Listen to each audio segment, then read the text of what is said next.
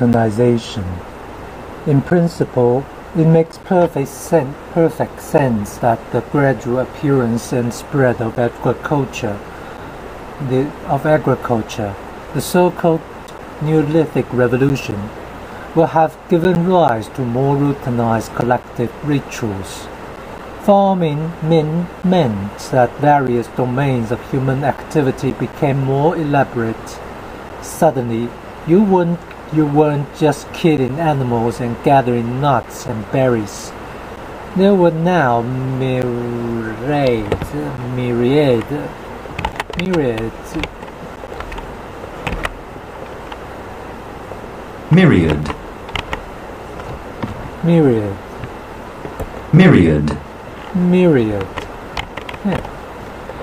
There were now myriad stages in the production process, from the extraction of raw materials to fabrication of tools,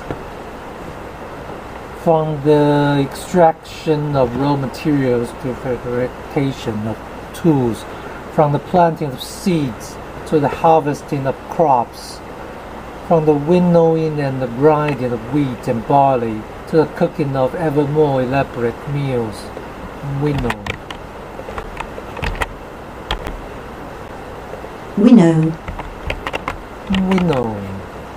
From the winnowing and grinding of wheat and barley to the cooking of ever more elaborate meals.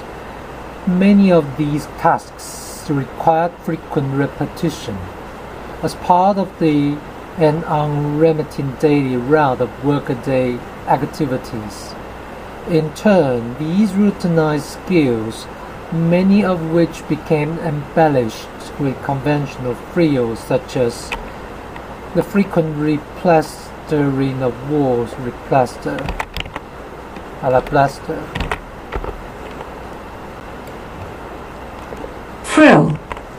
Frill. Embellished with conventional frills such as the frequent replaster.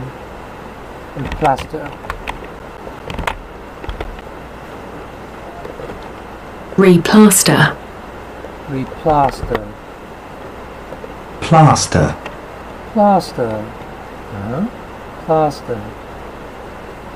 Yeah. The plastering of walls and the creation of clean spaces in the houses where food processing and cooking took place would naturally come to form a unique way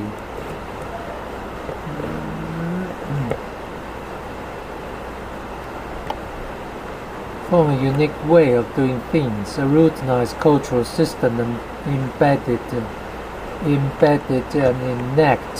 enacted in everyday life.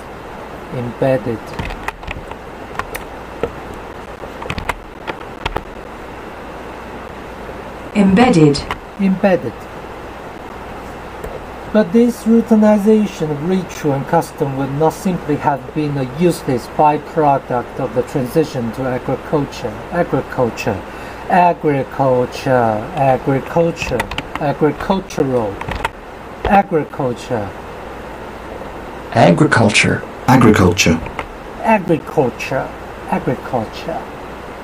It would also have brought many benefits associated with the standardization of a shared culture. As people increasingly crowded together in larger and denser settlements, all depending on the same finite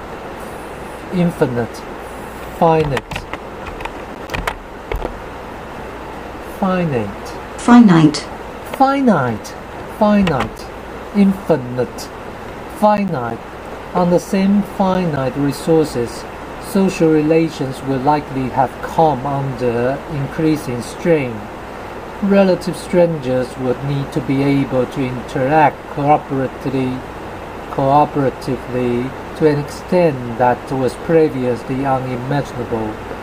Having a common culture and identity would have made this much easier to accomplish.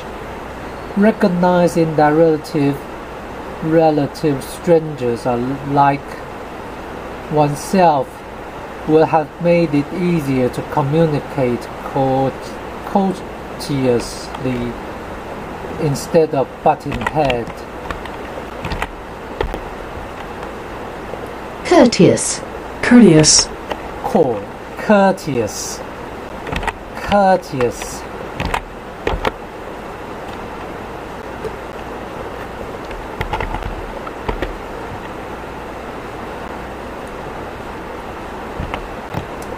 As such, farming and routinization will likely have been mutually reinforcing as agriculture became established. Just as agriculture created more repetitive daily routines, many of them becoming ever more routinized. So the farming lifestyle was supported by larger scale forms of group identity and cooperation. Or that was the theory anyway. But how could we possibly hope to see any of these in the archaeology of ancient societies long before writing was invented? But how could we possibly hope to see any of these in the archaeology of ancient societies long before writing was invented?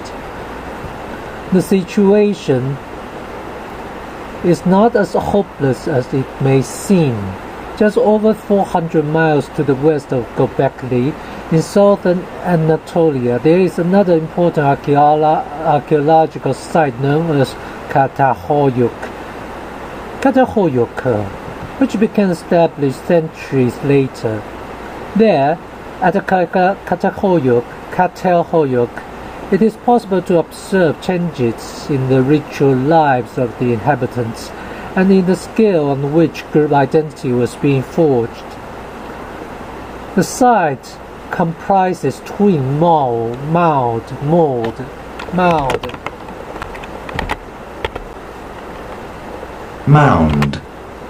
comprises twin mounds of earth and rubble created by human activity spread over around 2,000 years.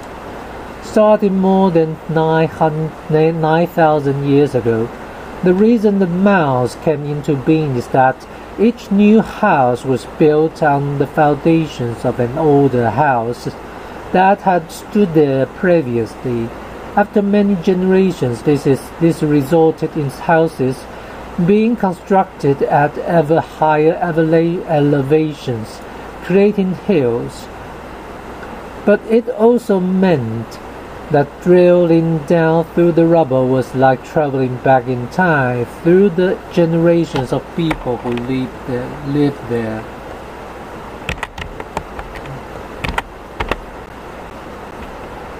Mean.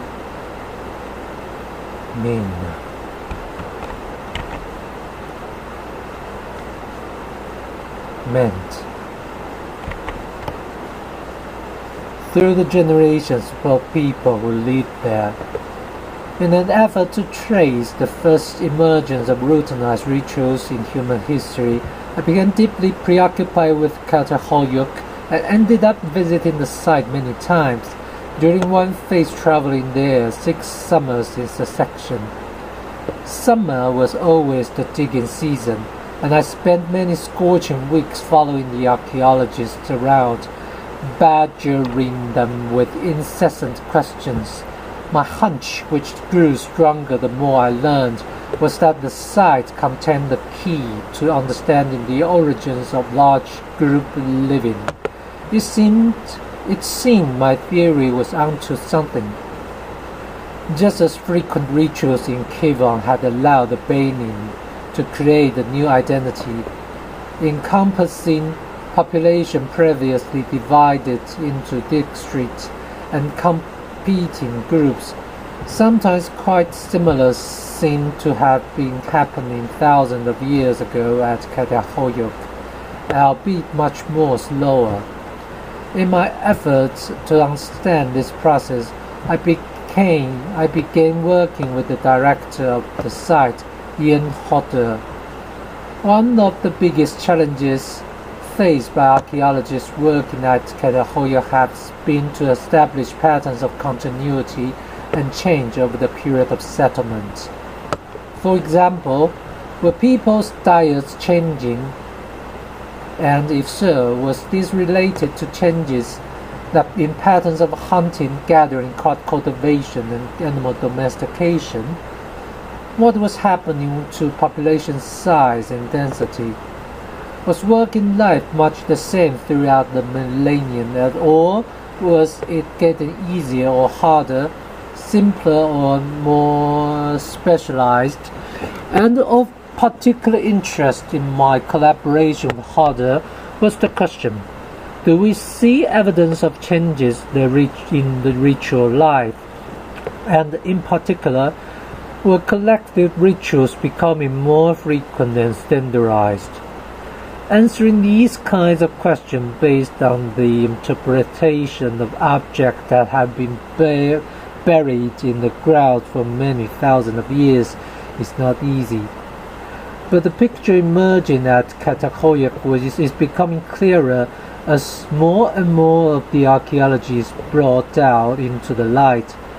Over time, numbers of domesticated sheep, goats, and cattle increased and reliance on hunting declined.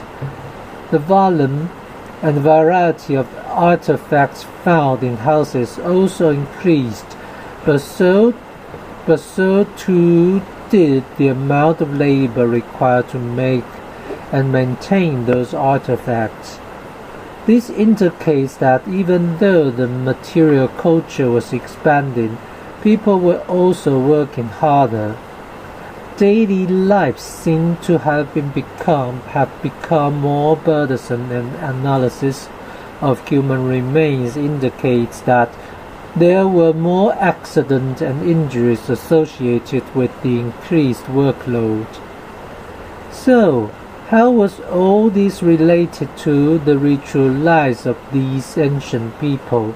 Some of the most interesting evidence on this topic has emerged from going through people's rubbish. The incredible remains of animals eaten at Katahoyuk were discarded after the nutritious material had been extracted, and the resulting middle deposit provides quite detailed information about what kinds of meals people were eating and when. As a result, we can see that the rituals surrounding people's eating habits were changing dramatically through time. Consider their approach to feasting. It is clear that during the earliest phases of settlement, the meat of wild bulls was consumed in large feasts, and the horns of these beasts were frequently embedded in the walls, like the trophy heads during the hallways of English country.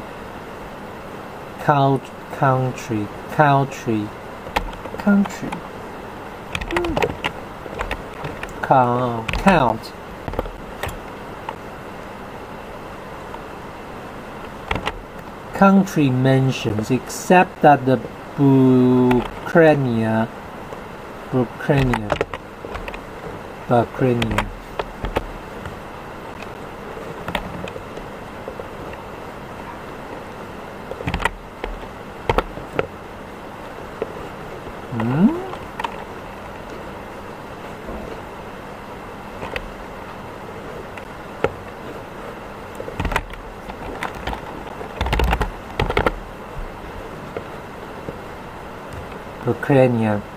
Bucranium.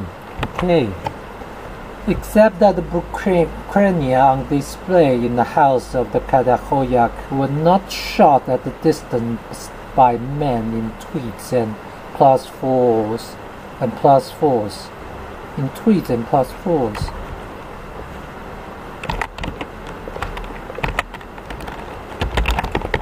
Men in tweeds and +4s. Tweeds and +4s. Okay. Were killed in close proximity at risk to life and limb, requiring considerable daring and courage. Wild bulls in Neolithic Turkey were huge and aggressive animals, measuring roughly 6 feet at the houch.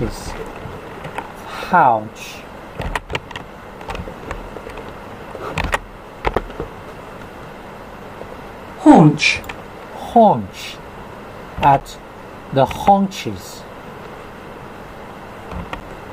Far larger than their domesticated descendants, and yet, if the images of hunting depicted in the wall paintings at Catahoyuk were to be believed, they were brought down by teams of 30 or more men attacking from all sides with sharpened projectiles, then attempting to ensnare and bind the animal's feet with their bare hands. We cannot know how many people were injured or killed in such endeavors, but we can speculate based on the folk art that their bravery was celebrated in massive community feasts and ritual memorials. We can also infer from the remains left over from feasting events that these great communal ceremonies were only sporadically enacted, at most once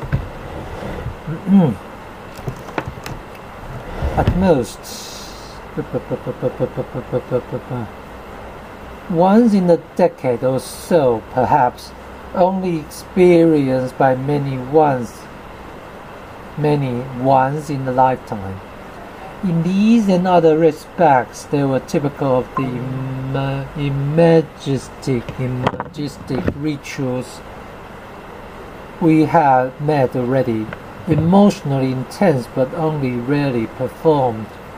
Harder and I concluded that imagistic rituals reached their high water mark around the middle of the period of settlement at Catahoyuk, at which point we find evidence for the most lavish feasting events and elaborate displays of bucraria in houses. In many ways, this resembles the patterns observed in Göbekli Tepe, except that instead of communities struggling to erect huge monoliths and drawing them with images of wild animals, the people at Catahoyuk were wrestling to the ground actual flesh and blood animals and dragging them back to the feasting ground, memorializing the events not in stone but in the trophy heads of animals installed into their walls. It seems plausible that in both cases the communities bound together by these activities were limited to the relatively small number of those who participated. These sporadic, emotionally intense rituals was leading to small, tightly bounded communities. But meanwhile, in the background, a massively consequential change was taking place at Catahoyuk, one that does not seem to have happened at the earlier site of Göbekli Tepe. Rituals were becoming more frequent. The very earliest evidence of ritual routinization at Catahoyuk was only modest and easily overlooked. It took the form of a growth in all kinds of everyday tasks. Although many aspects of those tasks were surely instrumental, for example, designed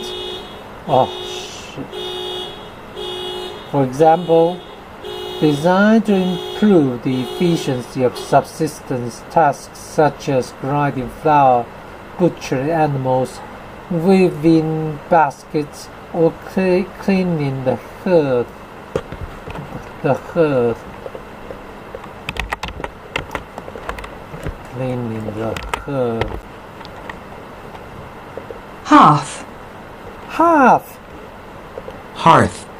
hearth, Cleaning the hearth.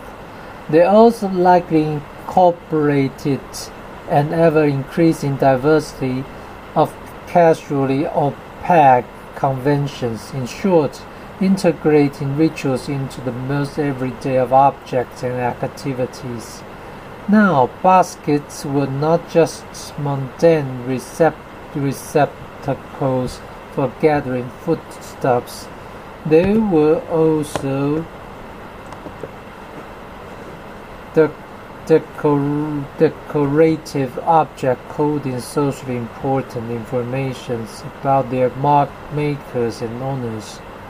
Cleaning the houses, especially certain spaces within it, became almost an obsession, way beyond what might reasonably be required for any practical purpose.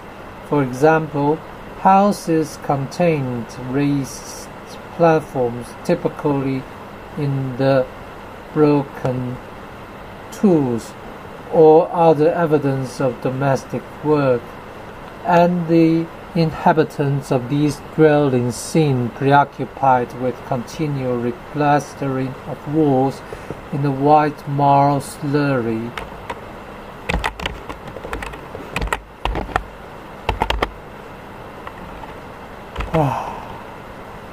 Applied with great care and attention, perhaps as frequently as every month, ritual had entered people's houses, and as rituals in these spaces became ever more prominent, family homes became increasingly like miniature temples and places of worship.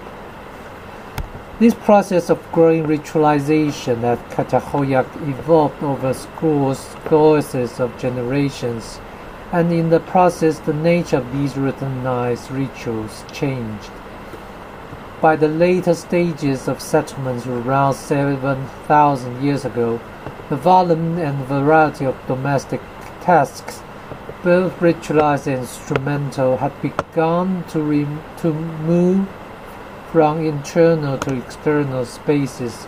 People's routines became increasingly visible to the wider communities.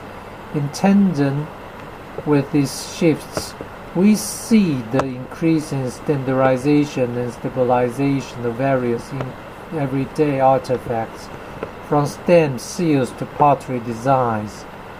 Harden and I believe that these shifts towards a more homogeneous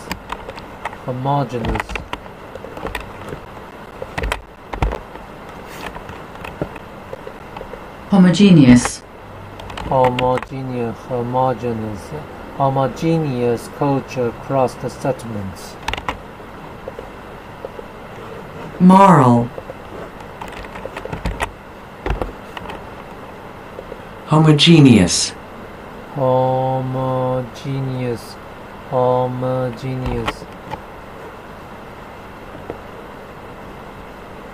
Across the settlement as a whole was linked to a transformation of ritual.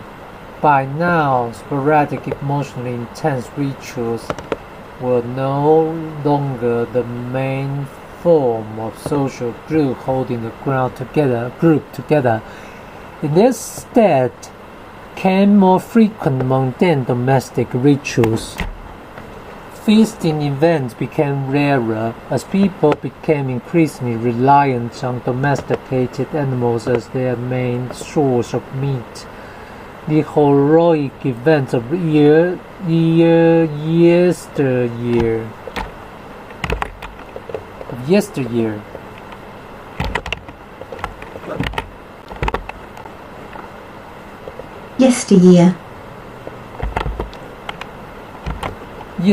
became the stuff of collective storytelling rather than lived.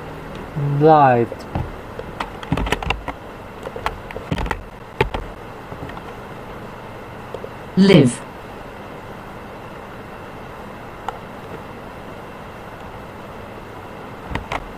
Lived experience. Instead of teasing and baiting powerful wild animals in hair-raising collective rituals, it seems people were now increasingly just telling stories about the past events, turning them into myths and pointing to the heads of long-since slaughtered beasts embedded in the walls of their houses.